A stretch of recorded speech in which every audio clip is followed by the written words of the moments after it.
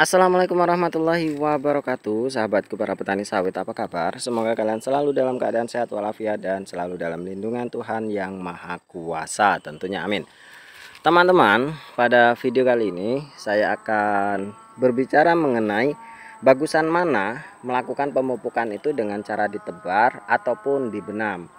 Nah, teman-teman, berkali-kali saya sampaikan bahwa pemupukan adalah salah satu faktor yang menimbulkan biaya yang lumayan cukup tinggi. Maka dari itu, teman-teman, kita sebagai petani harus sebisa mungkin melakukan tata laksana pemupukan yang baik dan benar supaya kita mendapatkan efektivitas dari pupuk yang kita tebarkan. Ketika memang sudah sangat efektif, maka kita akan mendapatkan efisiensi baik itu biaya, waktu dan lain sebagainya.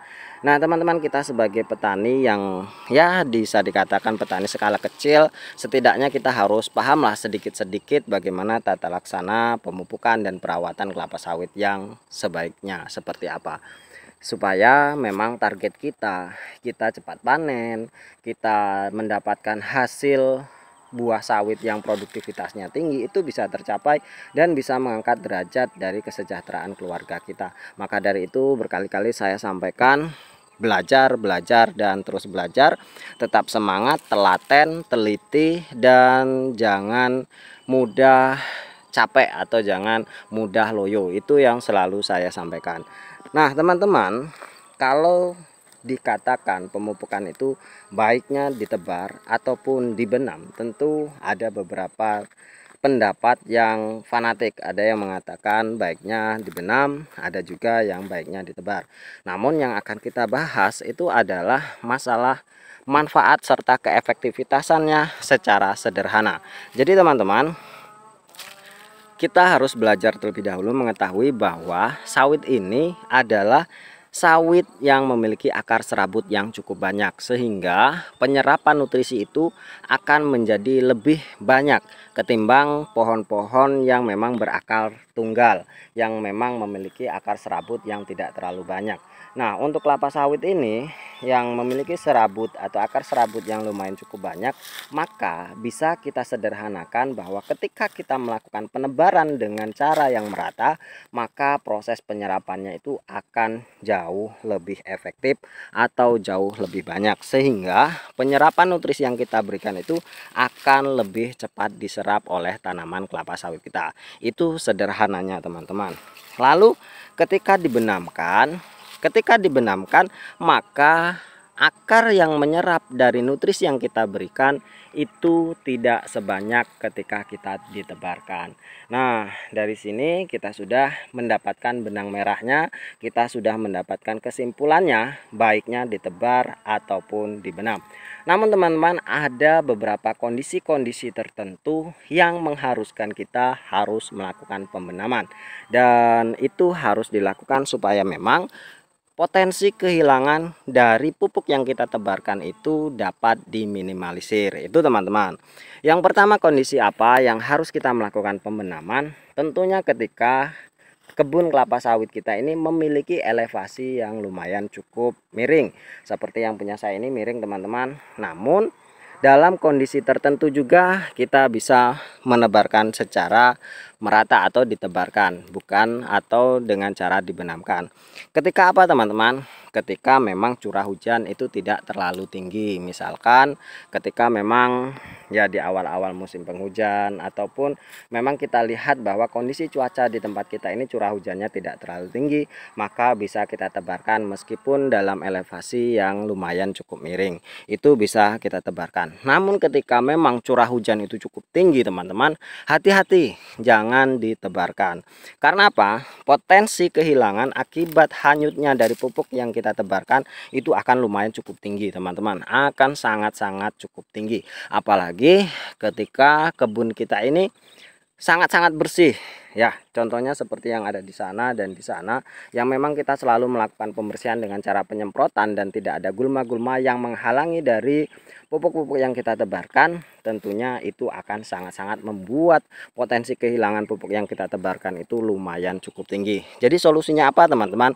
Solusinya ketika memang kita memiliki tanah dengan elevasi yang cukup miring, Yang pertama, yang paling efektif sebenarnya bukan membenamkan pupuk, namun membuat terasiring atau membuat dari piringan kelapa sawit kita itu menjadi datar. Kalau punya saya yang bagian bawah itu sudah saya terasiring semua teman-teman, yang elevasinya memang lumayan cukup ekstrim, namun yang memang sedikit-sedikit datar seperti ini masih saya pertahankan karena memang tenaga yang saya miliki atau biaya yang saya miliki belum mencukupi untuk melakukannya. Itu teman-teman. Jadi yang paling efektif adalah ketika elevasinya itu miring, buatlah terasiring supaya lebih datar, dan ketika memang musim penghujan tiba, proses atau potensi kehilangan dari pupuk yang kita tebarkan itu tidak dapat diminimalisir itu teman-teman.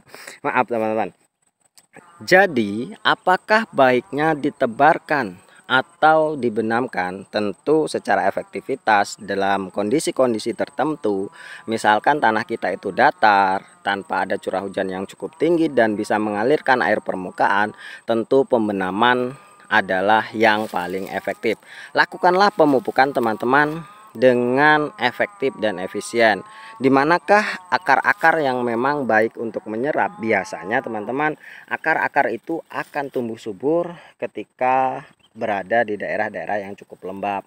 Misalkan daerah-daerah yang tertutup oleh pelepah-pelepah kering ataupun gawangan mati, dan tentunya teman-teman, di sanalah biasanya terjadi penumpukan akar-akar baru atau timbulnya akar-akar baru yang memang cukup efektif untuk menyerap pemupukan atau menyerap nutrisi yang kita berikan. Namun ya tentu akan sangat merepotkan ketika kita menebarkan pupuk itu harus membuka pelepah-pelepah yang memang sudah kita tumpuk, dan tentu itu akan sangat-sangat merepotkan sekali meskipun itu sangat-sangat efektif.